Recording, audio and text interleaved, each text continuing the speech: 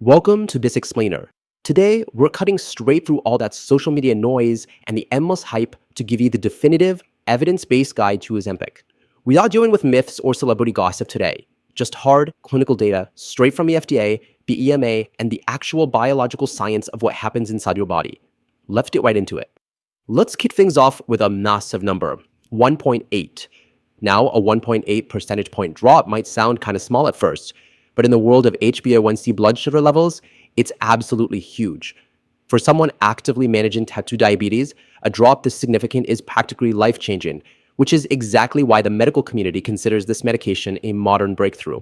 We've got a lot of ground to cover to answer your most searched questions, so here is a roadmap for this explainer. First, what exactly is Ozempic?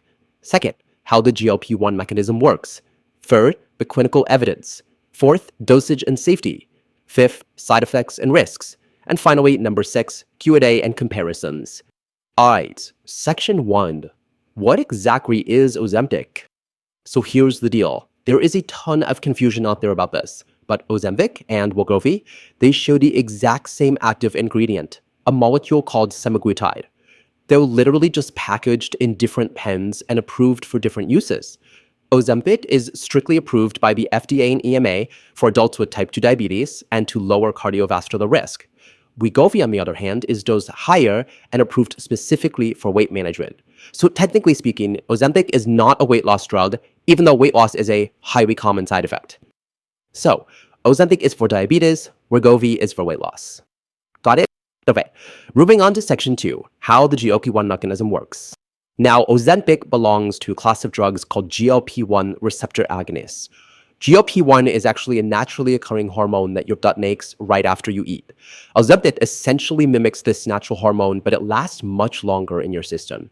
It tells your pancreas to release insulin, it stops your liver from dumping stored sugar, and it dramatically slows down your digestion.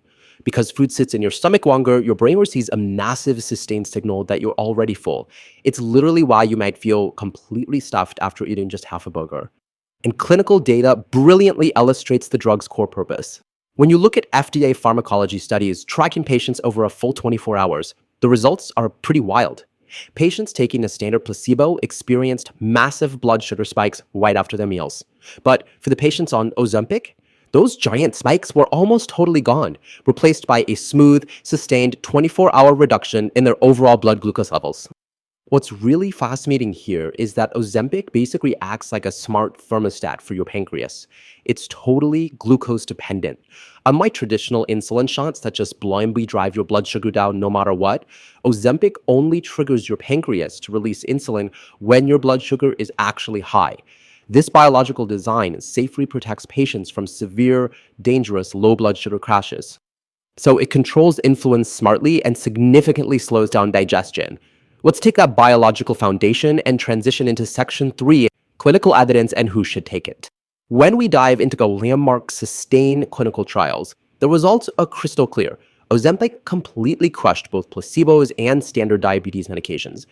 Not only did it significantly lower HbA1c levels, but patients also lost an average of 10 to 15% of their total body weight over a year. So the ideal candidates are adults with type 2 diabetes, especially those who are at a high risk for major cardiovascular events like heart attacks or strokes. But listen, this is absolutely crucial. This medication is strictly not for everyone. The FDA explicitly warns against taking Ozempic if you have type 1 diabetes or if you have a personal or family history of rare conditions like medullary thyroid cancer or MEN2 syndrome. It is also completely off limits during pregnancy or breastfeeding, and you should definitely avoid it if you have a history of pancreatitis or severe stomach paralysis. Okay, so we know exactly who it's for and who needs to stay away from it. Let's wrap up that chapter and jump right into section 4. Dosage, safety, and stopping. Now, you absolutely cannot just jump straight to a high dose. It would completely shock your system. Think of it like wading into a freezing cold pool. You have to go slow. Doctors enforce a strict escalation protocol, starting you at a tiny 0.25 milligram dose weekly for an entire month. Then you step up to 0.5. If needed, your doctor might eventually escalate you to a 1 or 2 milligram max maintenance dose. This gradual stepping is absolutely critical to let your stomach adapt and to minimize those harsh gastrointestinal side effects. As for actually taking it, Ozempic is a once-weekly subcutaneous injection. That just means it goes just under the skin into fatty tissue, never into a muscle or vein. You inject it directly into your thigh, abdomen, or upper arm.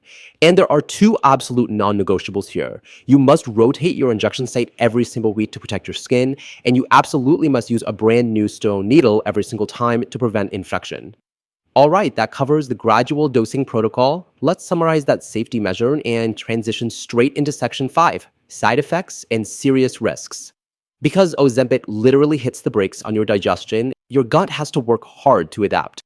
In clinical trials, over 5% of patients experience mild to moderate gastrointestinal issues. We're talking nausea, vomiting, and diarrhea. Thankfully, these usually fade as your body gets used to the medication. To survive the adjustment period, you need to stay highly hydrated, cut your normal portion sizes right in half, and definitely avoid ultra-processed, high-fat, or heavy meals that your newly slowed stomach will just struggle to process. While it's generally very safe, the FDA and EMA do warn of rare but highly serious long-term medical risks. These include acute pancreatitis, which usually feels like severe radiating stomach pain, gallbladder disease, and kidney injury, which is often triggered by severe dehydration if you're vomiting. It can also potentially worsen diabetic retinopathy, which is an eye condition. If you experience severe, unmanageable symptoms, you need to call your doctor immediately. No toughing it out. With those essential safety warnings covered, let's open up Section 6 Q&A and comparisons. We're going to rapid-fire answer the internet's most searched questions. By far, the absolute most frequent question we see is, what happens if I stop taking Ozempic? Will I regain the weight? The clinical reality is that Ozempic alters your baseline biology. It establishes a new, quieter normal for your appetite and your insulin levels. When you stop taking it, that biological support just vanishes. Your previous appetite will return, and the data clearly shows that most patients eventually regain a significant portion of the weight. So it's not a temporary quick fix, it's ongoing management. Another massive question is about drug mixing. Can you take Ozempic safely alongside other diabetes medications? Well, while Ozempic rarely causes low blood sugar on its own, mixing it with traditional drugs like insulin drastically increases your risk of severe, dangerous hypoglycemia. If you are starting Ozempic, your doctor will very likely need to significantly lower your existing insulin doses to keep you safe. To clear up the final bits of confusion, let's see how Ozempic stacks up against the competition.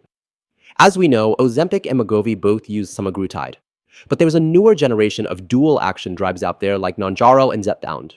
These use tirzepatide, which targets both GLP-1 and a second hormone called GIP. Tirzepatide is currently showing even more substantial weight reduction averages, up to 22.5% in clinical trials. The landscape here is evolving incredibly fast. Impartially speaking, we also have to address the explosion of off-brand, compounded versions of these drugs you might see online. The FDA is incredibly clear on this. They strictly warn against using compounded generic semaglutide.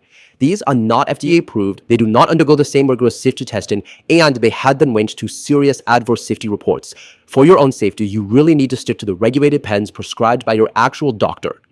Okay, let's bring this all together. Since metabolic conditions like obesity and type 2 diabetes are chronic, progressive diseases, we have to recognize that long-term, potentially lifelong treatment may be necessary.